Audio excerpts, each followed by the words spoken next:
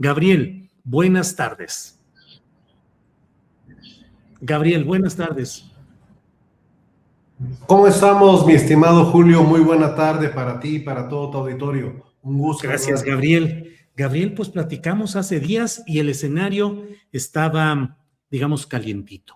Ahora está candente, aunque aparentemente con algunas compresas de frío que se le han instalado.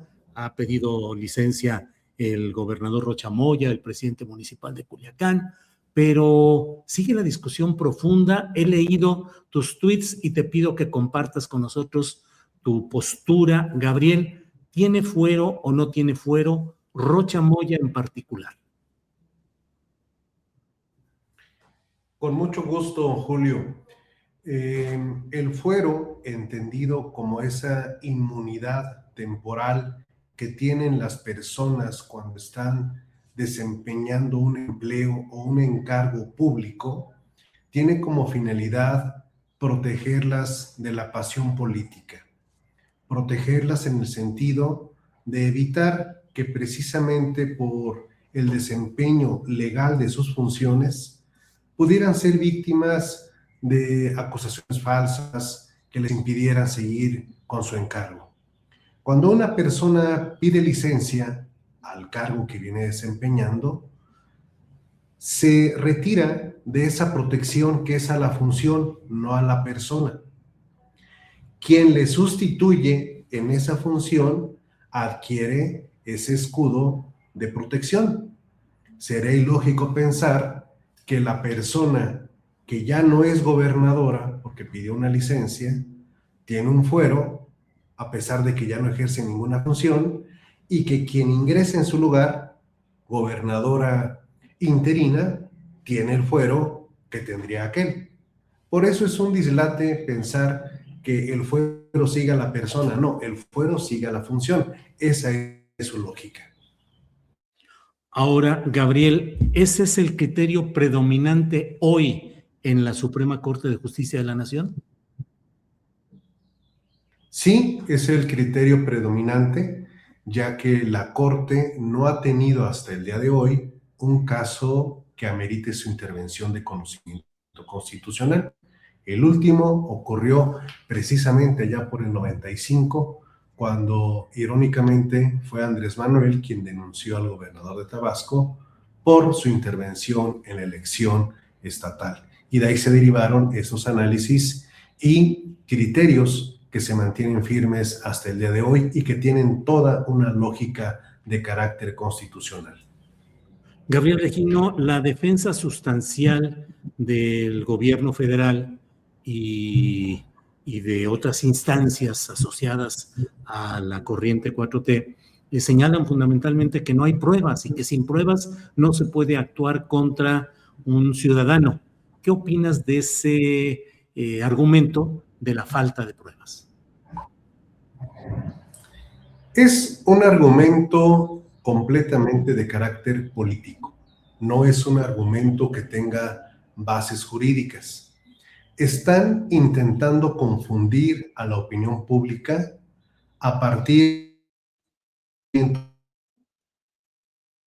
estos tecnicismos, pero que se pueden entender perfectamente. Me explico rápidamente.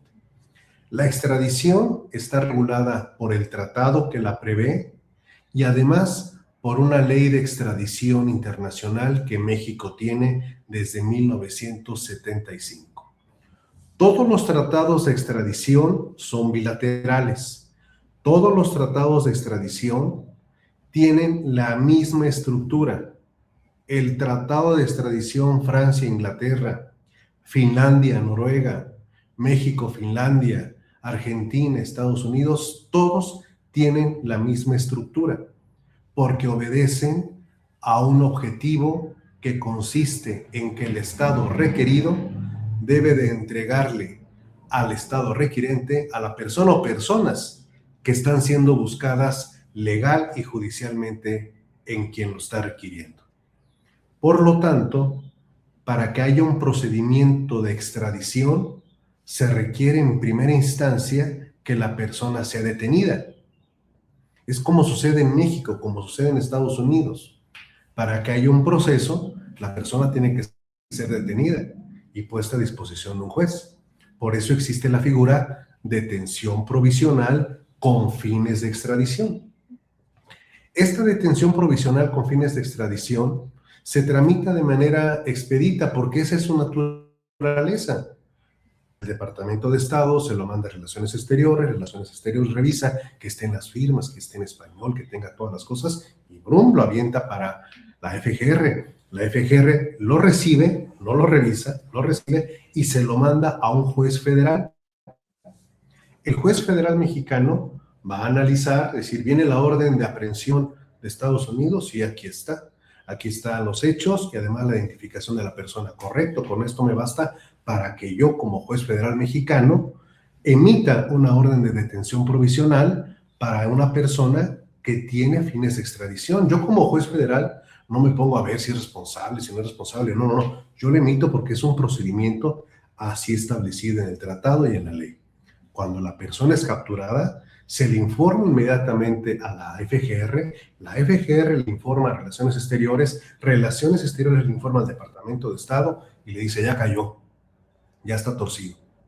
Y a partir de ahora, tienes tú, gobierno de los Estados Unidos, 60 días naturales para formalizar tu petición de extradición. Cuando me la formalices, ahora sí, me tienes que acompañar las pruebas que tú tienes para iniciarle un proceso o para enjuiciarlo. Y entonces yo te diré aquí al juez que emita una opinión sobre si las pruebas son suficientes, sobre si el delito por el que tú lo buscas es también delito acá, y si no lo vas a matar, si no lo vas a colgar, si no le vas a dar cuello porque acá la pena de muerte no está autorizada, entonces el juez emitirá una opinión. Y la opinión generalmente es decir, todo está bien, no hay ningún problema, correcto. Entonces el expediente se lo regresan a la FGR se lo regresa a Relaciones Exteriores, y Relaciones Exteriores tiene la última palabra. Y por lo general, la última palabra es sí, lo que usted diga al Estado requiriente, porque son compromisos diplomáticos, son compromisos internacionales. Y entonces suben a la persona al avioncito y se lo entregan ahí en la frontera. Ahí está tu persona que querías, listo, hemos cumplido. Pacta sunt servanda. Los tratados se cumplen, la palabra se cumple. ¿Qué es lo que está pasando en México? Que como se está tocando a gente del régimen, entonces se empiezan a crear discursos sobre argumentos inexistentes, que son falaces. Por ejemplo, no, es que no ha demostrado la urgencia de la detención. A ver, nadie tiene que demostrar la urgencia. La urgencia es una condición de la propia naturaleza de la orden de detención. Te pido que lo detengas para que no se nos dé a fuga, para que no se nos pele. Pues para eso es la institución de la detención provisional con fines de extradición. Y no lo digo yo, lo dice el Poder Judicial Federal en más de 20 criterios que existen sobre este particular, que hoy los quieren hacer pulverizar tanto la consejera jurídica como la Fiscalía General de la República. Cuando dicen, es que tienen que aportar pruebas. No, señores, las pruebas se acompañan en la petición formal de extradición, que todavía no puede empezar, pues porque México se está negando a detener a la persona. Ahora, Gabriel, ¿cuál ha sido el comportamiento de México en otras solicitudes similares de detenciones provisionales con fines de extradición? ¿Se ha pedido en otras ocasiones que se demuestre el carácter de urgencia y que se presenten previamente las pruebas? Jamás. Y es inaudito. Y podrían decir que cómo es que podemos saber lo anterior. Bueno, porque quienes nos dedicamos tanto a la academia como al ejercicio de la profesión, en nuestra vida nos hemos topado en muchas ocasiones con este tipo de procedimientos de extradición, que técnicamente son sumamente interesantes, muy interesantes. Entonces, ¿qué necesitamos nosotros para poder litigar esos casos?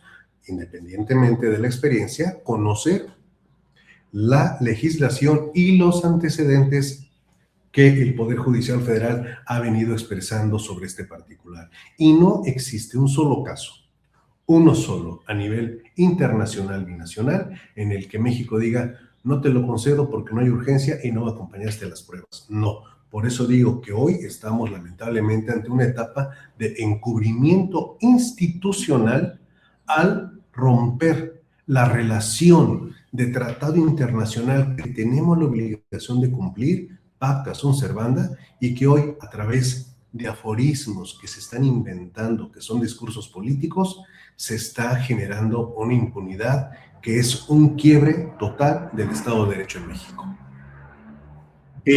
Gabriel, técnicamente cualquier ciudadano de México podría ser solicitado por Estados Unidos para detención provisional con fines de extradición, aunque más adelante se demuestre que no hubo ninguna sola prueba, pero cualquier ciudadano podría ser solicitado así y debería ser detenido de inmediato. Así es como ocurre, precisamente así es como sucede. Y es procedimientos de extradición de todos los días, todos los días. Y puedo asegurarlo, a la semana, en estos tiempos, se llegan a tener detenciones entre 10 y 15 casos de extradición. Y lo sabemos porque recientemente vimos contratados para atender un caso similar, y obviamente la persona fue detenida, y llevada al establecimiento, y la gente de la fiscalía nos dijo, ahorita sí nos traen corriendo, porque está fuerte ahorita la colaboración. Y de repente... ¿Entre 10 y 15 casos cada cuándo? Cada semana. Cada semana, entre 10 y 15 casos de extradición. Cada semana, sí. Ahorita la colaboración, hasta antes de la FER Rocha Moya, la colaboración estaba en el tope histórico más alto que se hubiese visto en la cooperación binacional. Gabriel, en el caso específico de Rocha Moya y de los demás, de los 9 demás acusados, en términos generales podrían ser susceptibles de prisión preventiva oficiosa por el tipo de delitos que les adjudican? Sí, por supuesto, porque les están atribuyendo ilícitos que son comparados con la delincuencia organizada. Y esos ya constituyen de sí, pues el hecho de la prisión preventiva oficiosa.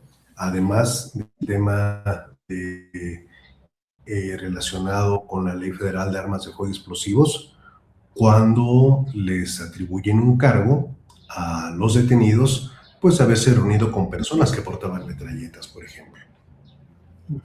Bien, Gabriel, pues te agradezco mucho esta oportunidad de escuchar todas estas precisiones que nos dices.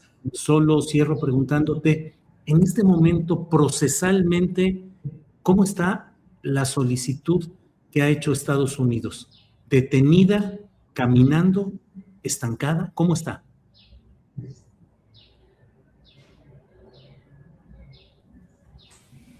Gabriel, se pasmó un poco, ¿me escuchaste?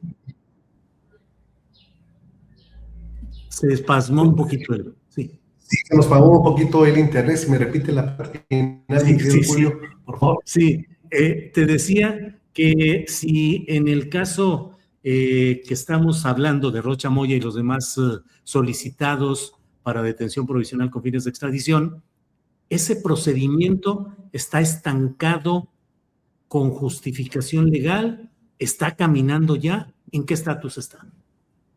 Está en el limbo, está prácticamente en el limbo, y más por lo siguiente rápidamente, mi querido Julio. Dijo la Fiscalía General de la República, vamos a hacer un extrañamiento. Bueno, le vamos a pedir a Relaciones Exteriores que haga un extrañamiento al gobierno estadounidense, y por otra parte nosotros vamos a abrir una carpeta de investigación para ver si hay pruebas. ¿Cuándo se ha visto eso? A la FGR no le compete erigirse como despacho penalista para defender a servidores públicos del gobierno federal, y hoy lo está haciendo. En el Tratado de Extradición Internacional México-Estados Unidos, en la Ley de Extradición Internacional, jamás aparece la facultad de que te voy a extraditar si, solo si, la PGR o FGR averigua, investiga y comprueba que hay delito. Eso es absurdo. Eso no va por esos caminos. Estamos, vuelvo a decir, ante una irregularidad terrible que está marcando un hito negativo en el cumplimiento y la observación o la observancia al Estado de Derecho en México. Bien, pues Gabriel Regino, como siempre, muchas gracias de tu amabilidad de platicar con nosotros sobre estos y otros temas. A reserva de lo que desees agregar, darte las gracias, Gabriel. Como siempre, agradecido soy yo, mi estimado Julio, a ti y a todo tu auditorio. Muy buena tarde. Gracias, que estés bien, Gabriel. Hasta pronto.